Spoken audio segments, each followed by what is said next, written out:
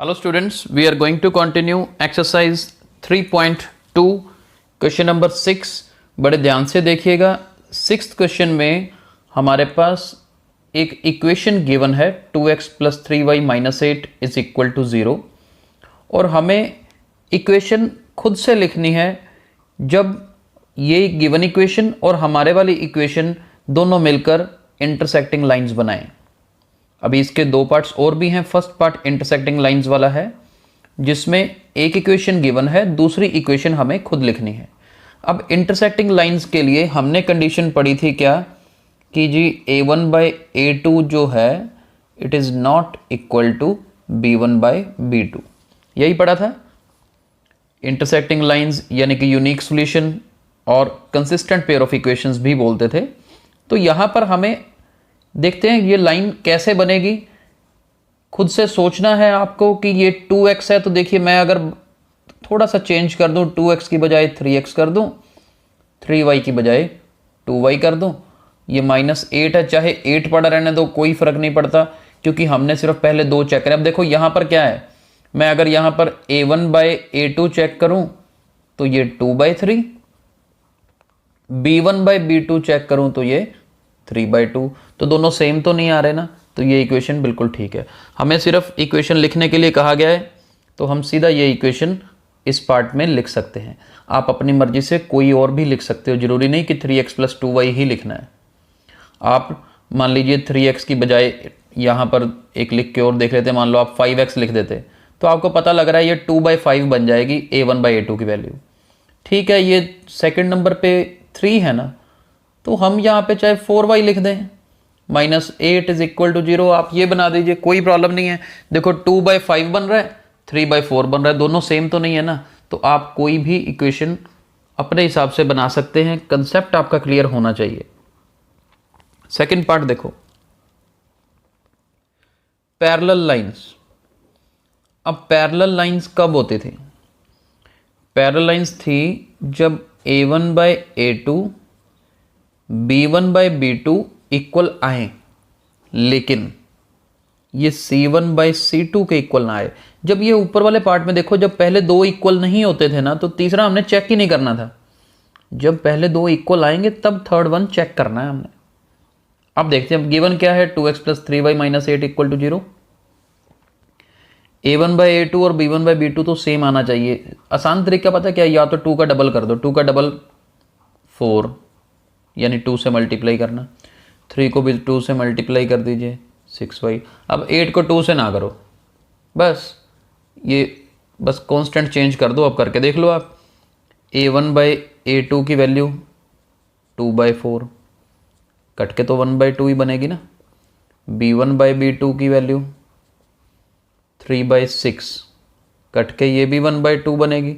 जबकि देख लो अब c1 बाई c2 तो -8/-7 यानी कि 8/7 है, तो थर्ड वन इक्वल नहीं है, तो सीधा आपको इस क्वेश्चन में ये आंसर लिखना है। राइट, आई होप समझ आ रहा होगा। थर्ड देखिए, थर्ड है कोइंसिडेंट लाइंस। कोइंसिडेंट लाइंस, अब कोइंसिडेंट लाइंस में तो ये सारे इक्वल होते हैं, a1 by a2 equal to b1 by b2 equal to c1 by c2, यानी कि पूरी इक्वेशन का चाहे आप 2 से सारी इक्वेशन को मल्टीप्लाई कर दो, 3 से कर दो, 4 से कर दो, वो सारे ही हमारे आंसर होंगे। जैसे मैं 2 का अगर डबल करूं तो 4x, 3 का डबल करूं तो 6y बन जाएगा, और 8 का डबल ही करना है, 8 2 16। अब आप इनके जब रेशियोज चेक करोगे सारी 1/2 आएंगी। दो तो देखो हमने यहाँ चेक की थी बिल्कुल सेम 1/2 1/2। अब अगर आप c1 बाई c2 भी चेक कर लोगे तो -8/-16 काट के ये भी क्या बनेगा, 1/2 ही बनेगा, माइनस माइनस प्लस हो जाएगा। तो इस तरह से ये इक्वेशन हम कोइंसिडेंट लाइंस के लिए लिख सकते हैं। आई होप आपको अब इक्वेशंस अपने आप लिख सकते हो आप। एक गिवन होगी, कुछ कंडीशन दी हो, based upon that using coefficients ratio, आप इनकी रेशियोज को चेक करने वाले रूल को ध्यान में रखते हुए अपनी खुद से आप इक्वेशंस लिख सकते हो। राइट, तो चलिए क्वेश्चन नंबर 7 पे चलते हैं। चलिए 7th क्वेश्चन देखिए। 7th क्वेश्चन में हमारे पास दो इक्वेशंस गिवन है, x minus y plus 1 equal 0, 3x plus 2y minus 12 equal to 0। सबसे पहले इस क्वेश्चन में हमने इन दोनों इक्वेशंस का ग्राफ बनाना है। ठीक है, इनका ग्राफ बनाना है तो मतलब ऑब्वियसली ये स्टेप्स करने पड़ेंगे, बॉक्सेस बनाने पड़ेंगे, पॉइंट्स हमें सिलेक्ट करने पड़ेंगे। ये मैंने ऑलरेडी कर रखे हैं, आपको ये मेथड आता है, आप अपने कंपेयर कर सकते हैं। पहले क्या किया, यहाँ पर माइनस वाई को राइट साइड में ले गए, प्लस का वाई हो गया तो x plus 1 equal to y आ गया। तो यहाँ से y को मैंने लेफ्ट में रख लिया, y equal to x plus 1। ये पॉइंट्स लिए तो y निकल जाएगा। यहाँ से 2y लेफ्ट में रखा, बाकी दोनों चीज़ें राइट में, y की वैल्यू निकाल ली।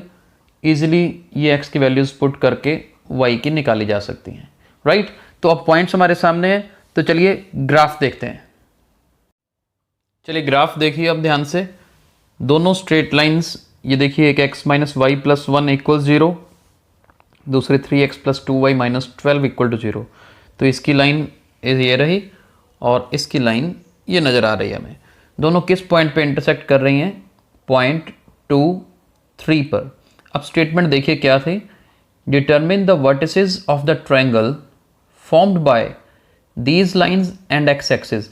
एक ये लाइन और एक एक्स एक्सिस ये रही, इनको मिला के जो ट्रायंगल बनती है उसके वर्टिसेस के नाम बताइए।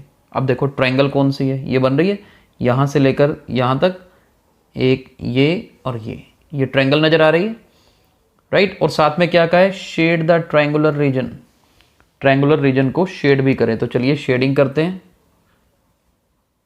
आप प्रॉपर शेड कर सकते हैं, इस तरीके से लाइंस भी बना सकते हैं as you feel comfortable, right. तो चलिए ये हमारा शेड रीजन है। और वर्टिसेस जो है, मैं वर्टिसेस एक बार यहाँ लिख देता हूँ। एक हमारे पास है -1 0, जो हमसे पूछा गया स्पेशली निकालने के लिए। दूसरा है 2 3 और तीसरा है 4 0, राइट। ये तीन हमारे पास वर्टिसेस हैं। हम इनके नाम भी दे सकते हैं, ए पॉइंट, इस पॉइंट का नाम बी दे दीजिए, इस पॉइंट का नाम सी दे दीजिए। यानी कि ये ए पॉइंट एक रहा, बी और ये सी। तो ये तीन हमारे वर्टिसेस हैं। आपने ग्राफ पेपर पे अच्छे से इसे ड्रॉ करना है। मैंने सारे पॉइंट्स लेके दिखा दिए हैं, आपको प्रॉपरली बता दिया है कि ग्राफ कैसा बनेगा, कहाँ से कहाँ तक शेड करना है। लेकिन इसको अपने आप से प्रैक्टिस आपने खुद करना है। तो आज हमने 3.2 एक्सरसाइज कंप्लीट कर ली है। कल हम नेक्स्ट एक्सरसाइज स्टार्ट करेंगे। Thank you.